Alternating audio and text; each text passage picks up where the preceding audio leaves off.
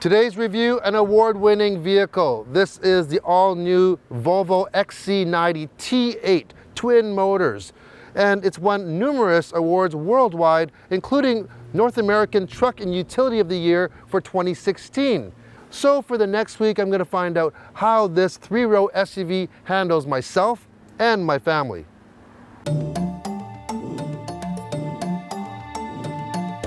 All right. I haven't driven or been in a Volvo for a long time, and man have times changed. The boxy Volvos of past are long gone.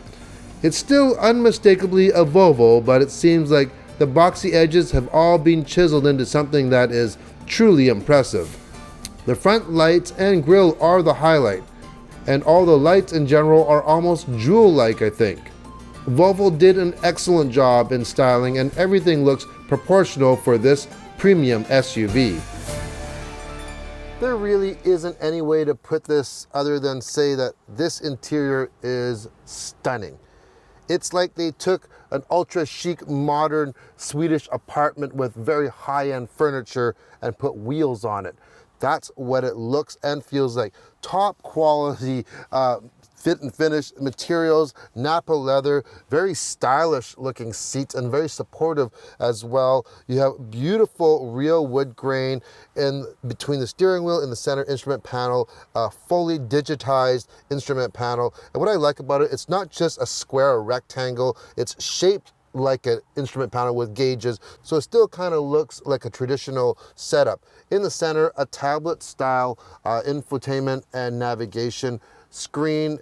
Very easy to use. If you're familiar with using a tablet or iPad, you'll take to this like fish in water. It has no buttons other than one, which is the home button, just like on your tablet. And you can swipe from top to bottom or left to right for different screens from your navigation, driver performance, your Bluetooth, your radio, anything you want, it's right there. The only thing is, if you're a fan of knobs and switches for heating controls, you're not going to get them here. It's all done through the interface, other than your defrost, which is down lower, but everything else up top. Down below, very simple. You have your hazard, your defrost, and you have a volume and mute knob. A nice large volume knob. Good on you, Volvo. Love that.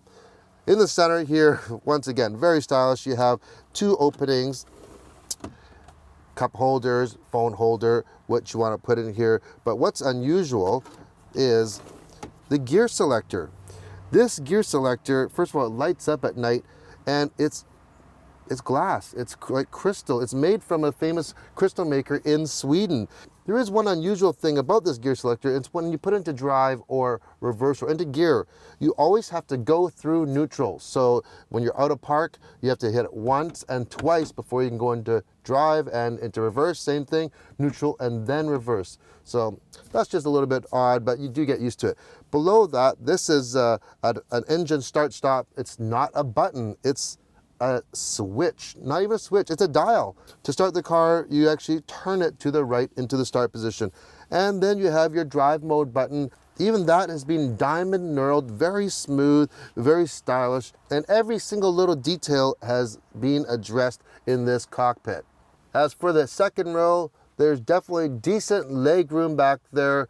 What I do like is the seats actually slide forward and back, which is great if you want to give the third row passengers a little bit more leg room, or you just want more cargo room back there. It's also handy for attaching car seats and the tethers to them, because you don't have to crawl in the back to use that rear anchor. You can just slide the seat forward and do it that way.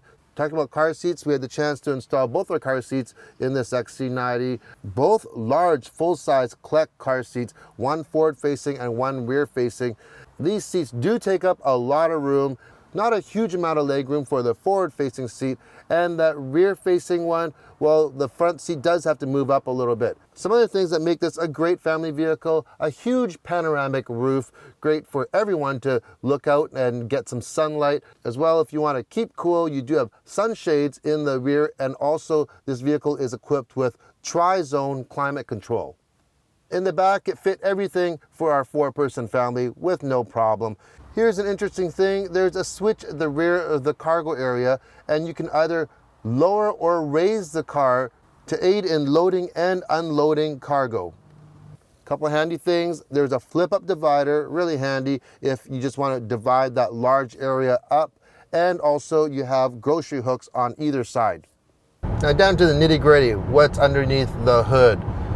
Believe it or not, this big Volvo XC90 T8 is equipped with a 4-cylinder.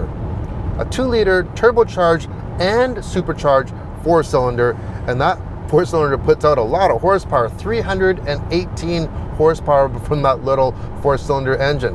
When you match that with the electrical system, which you have batteries in the center of the vehicle, creating a nice balanced feel, and a couple motors, you up that 318 to 400 horsepower, which puts this 0 to 60 in under 6 seconds, which is pretty quick for a 3-row SUV. Now, another thing that I really noticed is that this does not feel like you are driving a hybrid. This is a plug-in hybrid as well, but right now we're in the hybrid mode. Talk about modes. In that diamond cut drive mode selector, you press that down, and on the screen you have power, you have hybrid, pure, and you have all-wheel drive mode. So power, if we switch it to power, now we are using every bit of everything. There's no eco savings here, but that's where we're going to get all 400 horsepower on demand. Normally, I would say most people will operate under hybrid use, but if you go into pure, which is eco drive, let's select that. And now what that does is that goes and uses that battery power and in pure electricity only. And that's good for about 40K or so. And the advantage of that, especially with a family, a young family, these 2 little ones in the back, a lot of times we are driving, they fall asleep, we're just about to our destination or at home even, and they need to get their nap.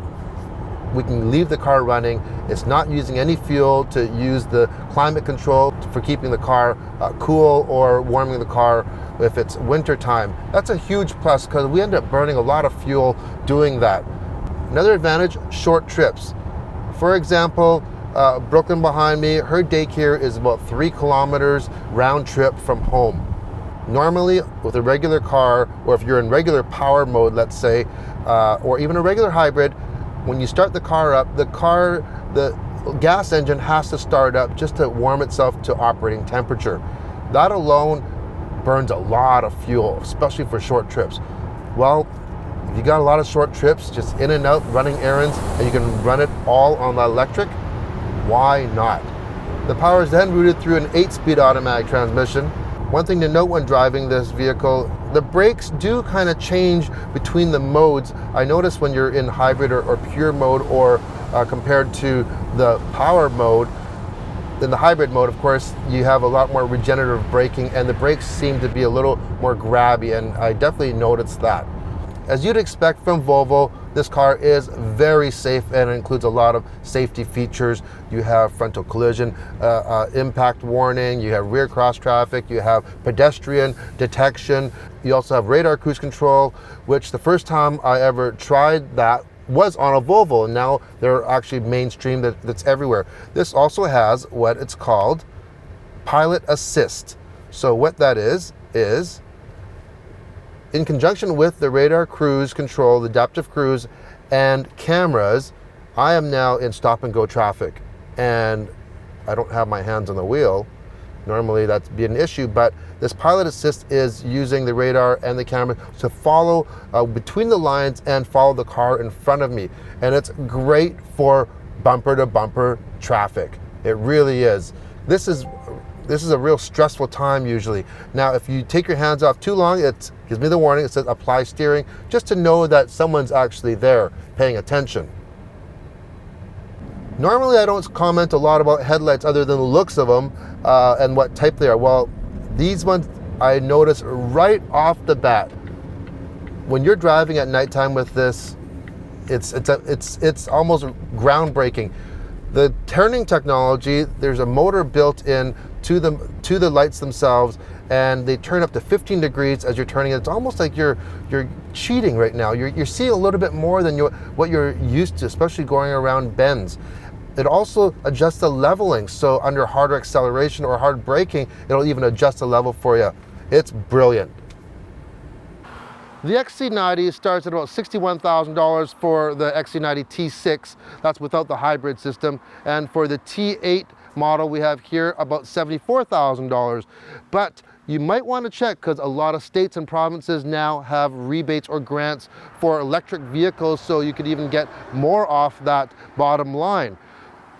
Which one would I pick? Well, if the budget's in there, I'd pick the T8. Why? Well, first of all, you get more power, but think of this, you get prime parking spots in a lot of venues you go to because they have electric vehicle parking only, and usually they're right at the very front.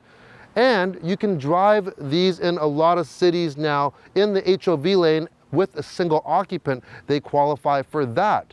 So all in all, I think Volvo has done an amazing job on this XC90. It's an all-arounder, it's capable, it's a little bit higher, so if you need to go on some gravel roads, no problem. You have all-wheel drive for all-weather driving. And of course, safety that you'd expect from Volvo. And then inside, the most stellar interior that I've seen all year.